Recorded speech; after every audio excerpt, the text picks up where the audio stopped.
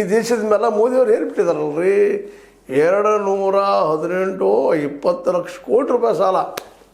ನಂದೊಂದು 4 ಲಕ್ಷ ಕೋಟಿ ರೂಪಾಯಿ ನೀವು ಎಷ್ಟು ಮಾತಾಡ್ತೀರಪ್ಪ, ಏನೇನು ಮಾತಾಡ್ತಾ ಇದ್ರಿ ಅಂತ ಕೇಳ್ತಾ ಇದ್ದಾರೆ. ಅದು ನಾನು ಎದಕ್ಕೆ ಮಾಡಿದ್ದೀನಿ, ಅವರು ಹೇಳ್ತಾರೆ ಅದಕ್ಕಿಲ್ಲ ಅಂತಲ್ಲ, ಅವರು ದೇಶ ಸಲುವಾಗಿ ಮಾಡಿದಾರು ಅಂತೇಳಿ. ಅಲ್ಲ, ಕಾರ್ಪೊರೇಟರ್ ಸಲುವಾಗಿ ಮಾಡಿದ್ರಿ, ಕಾರ್ಪೊರೇಟ್ಗಳ ಸಲುವಾಗಿ ಮಾಡಿದಿರಿ ನೀವು ಅನ್ನುವಂಥ ವಾದವನ್ನು ಮಾಡ್ತಾ ಇದ್ದಾರೆ. ಯಾರಿಗೆ ಸಾಲ ಮನ್ನಾ ಮಾಡಿದಿರಿ ನೀವು, ಯಾರಿಗೆ ರಿಟರ್ನ್ ಅಪ್ ಮಾಡಿದಿರಿ ನೀವು, ರೈತರಿಗೆ ವೇವ್ ಅಪ್ ಮಾಡಿದ್ದೀರಾ.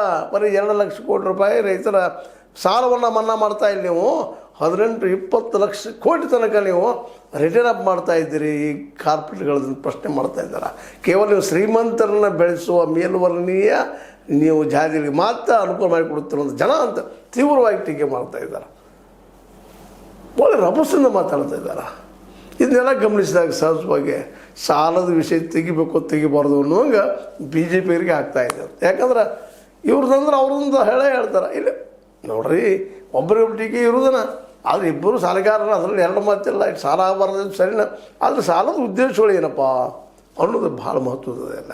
ಅಂದ್ರೆ ಮೋದಿ ಅವರ ಸಾಲದ ಉದ್ದೇಶ ಯಾರ ಸಲುವಾಗಿ, ಕಾರ್ಪೊರೇಟ್ಗಳನ್ನ ರಿಟರ್ನ್ ಅಪ್ ಮಾಡೋ ಸಲುವಾಗಿ, ಪಾರ್ಟಿ ಫಂಡ್ ಮಾಡೋ ಸಲುವಾಗಿ ಅಂತೇಳಿ ನೇರವಾಗಿ ಆರೋಪ ಮಾಡ್ತಾ ಇದ್ದಾರೆ ಸಿದ್ದರಾಮಯ್ಯವರು. ಆದರೆ ನಂದು ಹಂಗಲ್ಲ. ಇಲ್ಲಿಯ ದುಡಿಯುವ ವರ್ಗ ಮಹಿಳೆಯರು ಅದರಲ್ಲೂ ಮ್ಯಾಕ್ಸಿಮಮ್ ದುಡಿತಾರೆ. ಇವತ್ತು ಹೊಲಗಳಲ್ಲಿ ಹೆಚ್ಚು ದುಡಿಯೋರು ಯಾರು, ಮಹಿಳೆಯರು.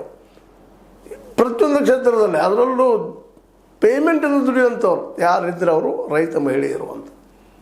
ಯಾಕಂದ್ರೆ ಅವ್ರು ಪೇಮೆಂಟ್ ಎಲ್ಲ ಮನೆ ಕೆಲಸ ಮಾಡೋದು, ಪುಕ್ಕಟೆ ಮಾಡೋದು, ಮನೆ ಕೆಲಸ, ಅಡುಗೆನೂ ಮಾಡೋದು, ಹೊಲದಾಗೂ ದುಡಿಯೋದು, ಮತ್ತೇನು ಮಾಡೋದು, ದುಡ್ಡು ಮಾತ್ರ ಕೈಗೆ ಬರೋದಿಲ್ಲ, ಎಲ್ಲ ಅವ್ರ ಗಂಡರಿಗೆ ಹೋಗ್ತಾ ಇರ್ತಾವ. ಅಂಥ ಮಹಿಳೆಗೆ ನಾವು ಇವತ್ತು ಫ್ರೀ ಬಸ್ ಮಾಡಿದ್ದೀವಿ. ಅವರಿಗೆ ಪ್ರತಿ ಕುಟುಂಬಕ್ಕೆ 2,000 ರೂಪಾಯಿ ಕೊಡ್ತಾ ಇದ್ದೀವಿ. ಸಾಲ ಎದುರಿಸಲುವಾಗಿ ಇವ್ರ ಸಲುವಾಗಿ ರೀ. ಅದರಲ್ಲಿ ಎಲ್ಲರೂ ಬಂದಿದ್ದಾರೆ ಇಲ್ಲಿ.